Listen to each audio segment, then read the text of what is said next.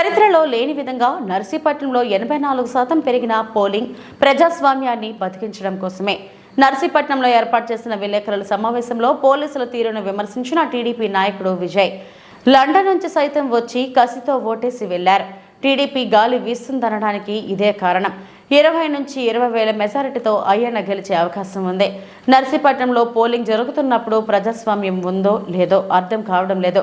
రాష్ట్ర ఎన్నికల కమిషన్ ఫిర్యాదు చేసినా పోలీసులు నిబంధనలకు విరుద్ధంగా వ్యవహరించారు. ముందు రోజు ఎమ్మెల్యే, సిఐ అంతా కూర్చొని నర్సీపట్నంలో అలజడికి ప్లాన్ చేశారు.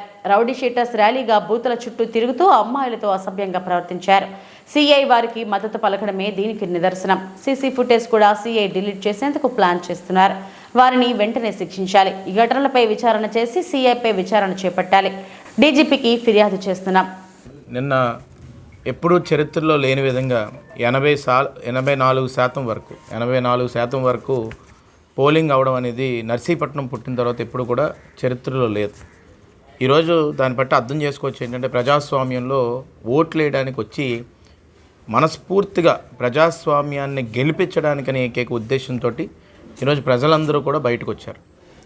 దీంట్లో మీరు అబ్జర్వ్ చేస్తే బెంగళూరు నుంచి కానీ, హైదరాబాద్ నుంచి కానీ, దూర ప్రాంతాల నుంచి కానీ ఎంతోమంది నాకు రోడ్ల మీద కనబడ్డారు, పోలింగ్ బూత్ల దగ్గర కనబడ్డారు. ఏదో జనరల్ ఏజెంట్గా నేను తిరుగుతున్నప్పుడు నాకు ఎంతోమందిని కనబడ్డారు. అవన్నీ బట్టి అర్థం చేసుకోవచ్చు ఏంటంటే కసితీర ప్రజాస్వామ్యం చనిపోతుంది. ఈ నేరాలు నర్సీపట్నం కింద నర్సీపట్నం తయారవబోతుంది.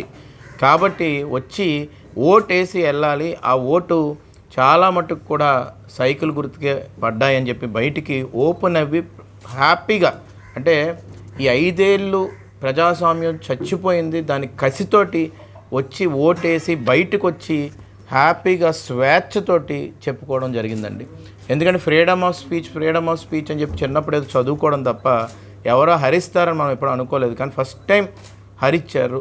దాన్ని ఫ్రీడమ్ ఆఫ్ స్పీచ్ని ఎక్స్ప్రెస్ చేశారు. నేను ప్రజలు బయటకు వచ్చినప్పుడు, సార్ నాకు అక్కడ ఓటేసి నా మనస్ఫూర్తిగా ఉంది సార్ అని చెప్పి, మీరు నమ్మరండి, నిన్న నైట్ ఒక అబ్బాయి వచ్చాడు.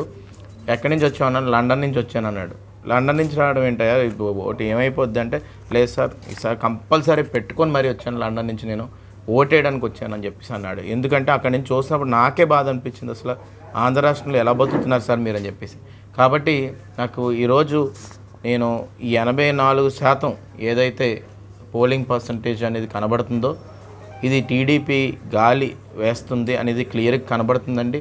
ఇక్కడ ఎగ్జిట్ పోల్స్ కూడా మాకు క్లియర్గా చెప్తుంది ఏంటంటే, సర్వే కూడా ప్రతి బూత్కి కూడా ఒక 50 నుంచి 60 శాంపుల్స్ తీసుకుంటే మనకి సుమారుగా 20 నుంచి 25 వేల మెజార్టీతోటి మనకి అయ్యన్న పాత్రుడు గారు గెలబోతున్నారు అనేది క్లియర్ కట్గా కనబడుతుంది. ల్యాండ్ స్లైడ్ విక్టరీ అవుతుంది. ఇది ఎప్పుడు రాని విధంగా ఈరోజు ఏంటంటే చరిత్రలో రాని విధంగా మెజార్టీలు కూడా కొన్ని బూతుల్లో అయితే ఆశ్చర్యకరంగా నాకే అనిపించింది. కొన్ని అంటే ఇప్పటి నుంచో కాంగ్రెస్ ఊర్లలో కూడా ఈరోజు మెజార్టీ రాబోతుందని చెప్పి క్లియర్గా చెప్పబోతున్నానండి. ఎంత గట్టిగా నేను బల్లగుద్ది ఎందుకు చెప్తున్నానంటే ప్రతి బూత్ నుంచి కూడా శాంపిల్స్ తీసుకొని ఈరోజు చెప్పబోయారండి, చెప్తున్నారు కూడా. ఈరోజు నిన్న ఉదయం నుంచి మీరు అందరూ కూడా గమనిస్తే అసలు డెమోక్రసీ ఉందా లేదా అనిపించిందండి నిన్న పోలింగ్ జరుగుతున్నప్పుడు.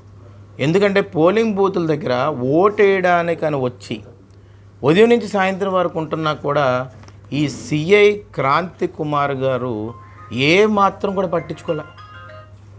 నేను ఎన్నిసార్లు కంప్లైంట్ ఇచ్చినా కానీ సీఏ పట్టించుకోలేదు. నేను ఎన్నోసార్లు చెప్పాను, మీరు నమ్మరు, ప్రతి బూత్ ఏ అయితే సెన్సిటివ్ బూత్స్ ఉంటాయో ఈ లిస్ట్ రాసి నేను ఎలక్షన్ కమిషన్ మీనా గారికి కూడా పంపిస్తే మీనా గారు ఇమీడియట్గా స్పందించి ఈమెయిల్ ద్వారా నేను ఇమీడియట్గా పంపిస్తున్నాను, కలెక్టర్ గారికి కూడా అక్కడ యాక్షన్ కొంచెం ఫోర్స్ ఎక్కువ పెడతారు విజయ్ అని చెప్తే నేనేమో as a general secretary TDP state general సెక్రటరీగా నేను పంపిస్తే దానికి రిప్లై ఇచ్చారు ఇమీడియట్గా, ఆయన ప్రాంప్ట్గా ఇచ్చారు. కానీ ఇక్కడ సీఏ అనే వ్యక్తి ప్రతి ఒక్కరిని డైవర్ట్ చేయడం, డిఐజీ గారిని కానీ, ఎస్పీ గారిని కానీ, డిఎస్పీ గారిని కానీ ప్రతి ఒక్కరిని కూడా డైవర్ట్ చేసుకుంటూ వచ్చాడు. నిన్న నైట్ పేనార్ పాలెంలో కూడా ఒక వ్యక్తి లోపలికి వెళ్ళి ఓటేయడానికి వెళ్ళి అక్కడే ఉండిపోయి క్యాంపెయిన్ చేస్తుంటే అక్కడ ఎంకరేజ్ చేస్తున్నాడు. జూనియర్ కాలేజ్ కూడా సెన్సిటివ్ బూత్ అని చెప్పి అక్కడ అయ్యన్న పాత్రుడు గారు ఓటేస్తున్నారు, అక్కడ ఓటేస్తున్నారని చెప్పారు. ఉదయం నుంచి సాయంత్రం వరకు కొంతమందిని పెట్టి ఎంకరేజ్ చేస్తాడు. నేను మొన్న పోలింగ్ నిన్న అయితే ముందు రోజే నేను కొంతమంది సెన్సిటివ్ వ్యక్తులు పేర్లు ఇచ్చాను. వీళ్ళందరూ కూడా స్మగ్లర్స్ బ్యాక్గ్రౌండ్స్ ఉన్నాయి, వీళ్ళందరూ రౌడీ షీట్స్ ఉన్నాయి, కొంచెం జాగ్రత్తగా గమనించండి.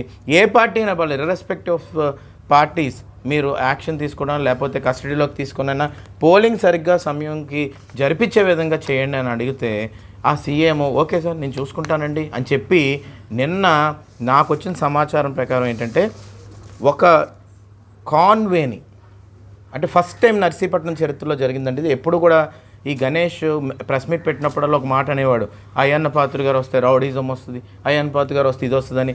ఇదంతా అబద్ధం మాటలు చెప్పేవాడు. ఇవాళ నేను చెప్తున్నాను, నిన్న పోలింగ్ అప్పుడు ఎమ్మెల్యే ఈ సిఐ కొంతమంది వ్యక్తులు కూర్చొని ముందు రోజు ప్లాన్ చేశారు. ఏంటంటే రౌడీ మోకల్ని ప్రతి పోలింగ్ బూత్కి పంపించాలి, భయోందాలకు గురి చేయాలి, టౌన్లో పోలింగ్ తగ్గించాలని చెప్పి ప్లాన్ చేశారు. కానీ ఆ ప్లాన్ ఎక్కడ కూడా వర్కౌట్ అవ్వలేదు. దానికి ఉదాహరణ మీరు చూస్తే చూడండి, ఈ వ్యక్తి ఎవరో వాళ్ళ ఎంక్వైరీలో తేరుతుంది, అది వేరే విషయం. ఇది వెంకినాయుడుపేటలో జరుగుతుంది. ఇదేమో మా కౌన్సిలర్ భర్త గారు చింటూ. అక్కడికి ఈ రౌడీ షీటర్స్ అందరూ కూడా ఒక దగ్గరికి చేరి ఒక బ్లాక్ జీప్ వేసుకొని, ఆ జీప్ వెనకాల 15 మెంబర్స్ బైక్లు వేసుకొని వెంకినాయుడుపేటకు వచ్చారు.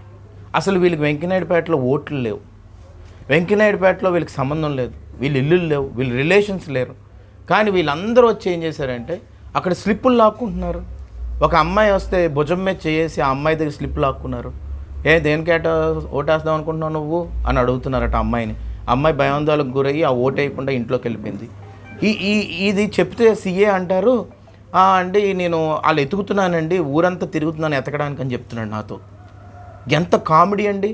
ఈ స్మగ్లర్స్తో ఈ సీఏ కొలాబరేట్ అయ్యాడు, ఇది నేను ఖచ్చితంగా చెప్పగలను. ఈ రౌడీ మోకలతో సీఏ కొలాబరేట్ అయ్యాడు. పోలింగ్ బూతుల దగ్గర తిరుగుతుంటే ఆపలేదు. వీళ్ళు రామారావుపేటలోకి వెళ్ళారు, జూనియర్ కాలేజ్ దగ్గరకు వచ్చారు, వెంకినాయుడుపేటలోకి వెళ్ళారు. ఇది పోలింగ్ జరుగుతున్నప్పుడు ఇదేం ర్యాలీ అండి?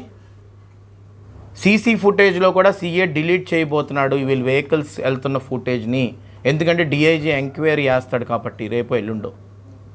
అంటే నీ సీసీ ఫుటేజ్ కూడా నీ సొంత ఇల్లా డిలీట్ చేయబోతున్నావా నువ్వు?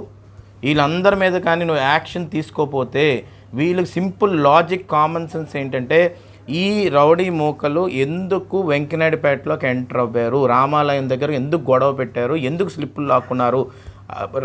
ఇది వెంకినాయుడుపేటలో, రామారావుపేటలో ఏం చేశారు, అక్కడ స్లిప్పులు లాక్కున్నారు. జూనియర్ కాలేజ్ దగ్గర వచ్చి అక్కడ స్లిప్పులు లాక్కున్నారు. వీళ్ళకి ఏం పని అండి ఇవన్నీ?